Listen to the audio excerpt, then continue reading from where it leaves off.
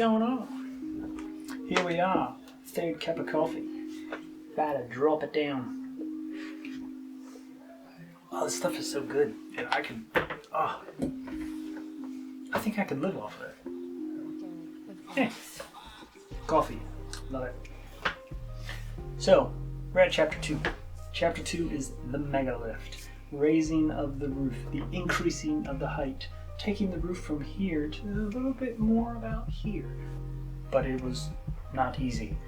Looking back, everything went smoothly, executed beautifully. During the time that we were doing it, we were very honed in, and speaking of, I forgot to take video. Luckily, my brother was there, so he took a good amount of clips, much more than I did. Like 600 times more than I did. So Derek, thank you for that. That was amazing. I'm glad you thought of it, because that was smart. But yes, thanks Derek. If it wasn't for you, we'd have nothing to show right now. It would just be me. And I mean, I know that's fun to look at sometimes, but not the whole video, right? But yeah, quick side note, I've definitely noticed that a lot of people seem to think it's amazing and such a crazy idea that I would have ever thought of this, and I must be like a mastermind. But little spoiler alert, this is all over YouTube. There's tons of people doing it. I'm not the first, not even close to the second or third. There's heaps. So YouTube University, without that, I don't even think I would have thought of this idea. So yeah, I have to give a lot of credit to them. The people that are sharing their projects, some of them really moved me. Transcendence Bus, for example, that guy is like leaps and bounds above what I thought I'd end up doing, and he really caused me to think a little more creatively.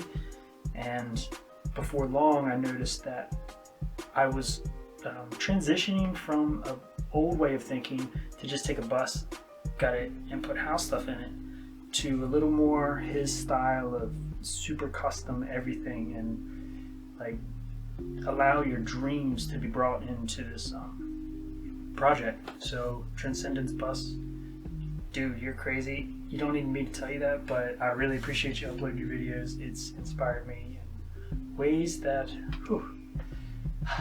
thanks is all I can say. So we have myself, my brother, and my dad. Brother taking video and helping a lot. That was really appreciated. I couldn't have done it without the three of us. And my dad, he's really insightful. He's really good at finding a very efficient way to get things done, as opposed to not efficient and not time effective and not cost effective. So it was great to have him there. So myself, my brother, and my dad, we had 2 days, and that's pretty much what it took. So the first day, we went ahead and ripped out all the windows and then cut the front transition that we anticipated making, and also the back. So there's the roof that cuts down to the top of the back of the bus, and we cut that out entirely. So we removed that, and this transition was gone. So we cut those two out, and then our plan was to cut the ribs, and we actually needed to attach our fall safety mechanism. And this is, like I said, Transcendence. This is the way that he did it, if I'm not mistaken. And there's a handful of other guys that followed the same process. Just to quick let you know what went on. Those pieces of metal that go from the floor, I'm calling them ribs. They're hat channels. But these ribs that go from the floor up and around, arch all the way around down the other side to the floor again. There's so many of them on the bus. So all those are going to be cut. And on 6 different points, 2 in the front, 2 in the middle, and 2 in the back, we welded these brackets, 2 of them, one high, one a little low, and then we had all thread that goes through them brackets, and we had a washer and a nut, and a washer and a nut. What that allowed us to do is, when everything was cut, this is actually holding the weight of the roof. And the method that we used to raise the roof itself, we had 2 floor jacks, myself on one and my brother on the other, front and back, and we just jack it up together at the same time, and the roof would raise. And as it's doing that, my dad would go around and he would adjust the nuts just in case anything happened.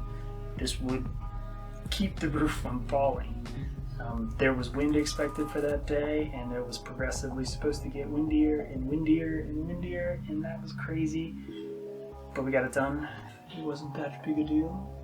Luckily, we were fortunate in that matter. The wind didn't blow my roof away. Oh. So yeah, we just did that until we got to 20 inches, and then we had the hat channels that I harvested from the other 2 school buses, and we just welded them in place. We went around and checked, make sure everything, all the measurements were good, and yeah, just started welding them in. Night fell, we kept welding and welding and welding, and then we realized that it's pretty structurally sound. Let's just go inside and call it a day, shall we?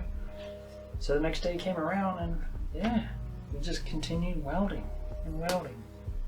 There's RV windows that we had to frame out. We already had the plan for that. We knew the measurements we anticipated using and what we could get away with. So we just checked them in real quick. I just kept on welding. I probably welded a whole another day. I don't even remember. It's so blurry, so many welds, and it was crazy. So yeah, we took care of that, and then it was all structurally sound. So the skeleton's back up, right? Awesome.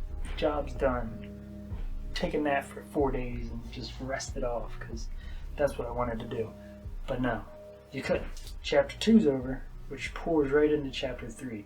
Now that we've got the skeleton up, which is great, awesome, you need to put skin on it so that rain doesn't get in and whatever else might get in.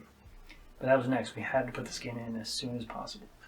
So that's what we did. We got trucking right onto that, but I'll save that for another chapter that we'll dive into later. But yeah, so appreciate your time for watching the video. I hope you liked it, and from here I will continue posting, and you, if you desire, continue watching. Until next time, ciao.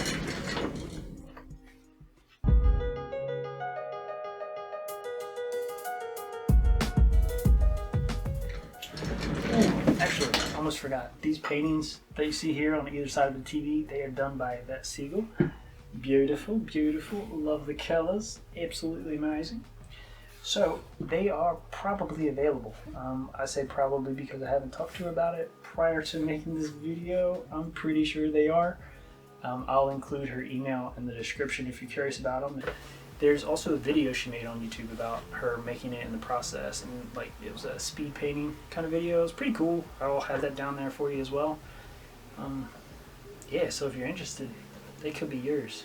I hate seeing them go, but I love when artworks find homes, and it's so lovely, and it's my favorite part about making art, allowing it to find a home. Beautiful. Till next time, ciao.